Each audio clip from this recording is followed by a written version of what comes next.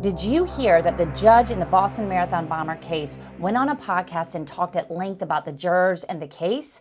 Well, the defense team for the bomber pointed that out in their latest attempt to get his death sentence overturned. They say that the judge was being impartial by making these comments, and they want him out of here. Whatever happened to judges simply calling balls and strikes? I mean, in this media-saturated landscape, do judges even have to remain neutral?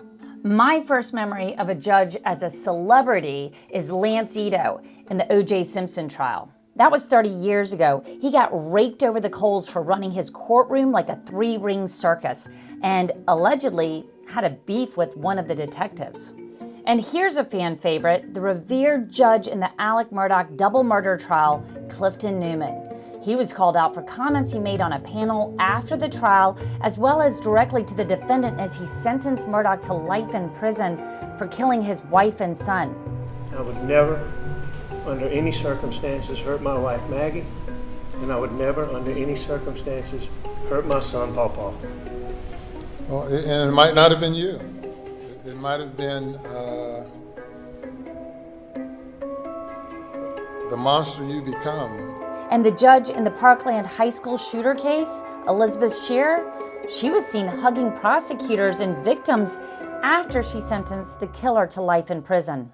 So, is that display of emotion so wrong? Thank you so much for talking to me. I called retired State Circuit Court Judge Vic Rawl to find out. Rawl ruled on more than 4,000 cases here in South Carolina. What I see some of the judges saying from whatever bench bothers me. Whether I agree with it or not, it still bothers me. After the case is done, should judges be allowed to say whatever they want about the case? There's something called the First Amendment. They can say whatever they want to say about the case. That's not really the issue. The issue is it good judicial practice? Is it ethics? Remember, these are complicated and often ongoing cases. One trial may end and, like the Boston Marathon bomber, the same judge then has to deal with appeals. I mean, put it this way. If you're a sports fan and you see a ref hugging one team and not the other, even if the game's over, there's always another game, right? True bias is always a no-no in court. Don't believe me? According to the Judicial Code of Conduct, and I quote, "A judge must avoid all impropriety and appearance of impropriety. A judge must expect to be the subject of constant public scrutiny and accept freely and willingly restrictions that might be viewed as burdensome by the ordinary citizen." The ethical codes, the Judicial Code of Conduct. Talk to me about how important that code is.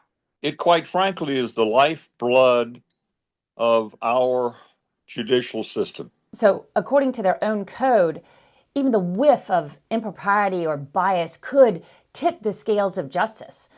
So we're back to, should a judge ever speak out on a case? Well, it depends. I think, quite frankly, their comments, public comments on criminal cases or civil cases or other cases by a judge, that's food for thought, maybe a book. But as far as social media comments and the rest of it, no. It undermines the rule of law. It undermines the general population's faith in our judicial system. But hold on, before you jump out of your seat and yell, "I object," a word of warning. If you're going to kill the king, you better make sure the bullet hits. That's high-powered defense attorney Eric Bland. I wanted his take on calling out judges who appear to go rogue. They're very risky motions to make, Ann. And if you make that motion and the judge says, no, I can be fair and impartial, and I don't believe I've said anything that would, infect my objectivity, then you got a real problem because you got to appear before that judge. That's right. It's up to the judge to recuse himself or herself from the case. There's no superior or HR office that you can walk into if you have a problem with the person on the stand. They become more assertive if they feel like the lawyers are taking over their courtroom, because I don't want to say it's a dog contest where who can go on the biggest tree, but it's their courtroom. And if the lawyers start to outshine the judge will tamp them down. So, did judges ever get in trouble for questionable behavior? Appeals court can remove a judge from a case, even in the federal system. It's unlikely, it's unusual. The trouble judges often face is from a different court, the court of public opinion. Bottom line, intense media scrutiny, every laugh, every scowl is studied now by thousands, if not millions of TV court watchers. But there is a caveat, a big one. We only see state court in Technicolor. Federal court is still closed to cameras. And Bland says that's unfortunate. And I think that if the public can see how justice is done, they would have more trust in the system than less trust in the system. You know, when things happen in federal court and then you're the only one that writes about it or talks about it, it's filtered through you.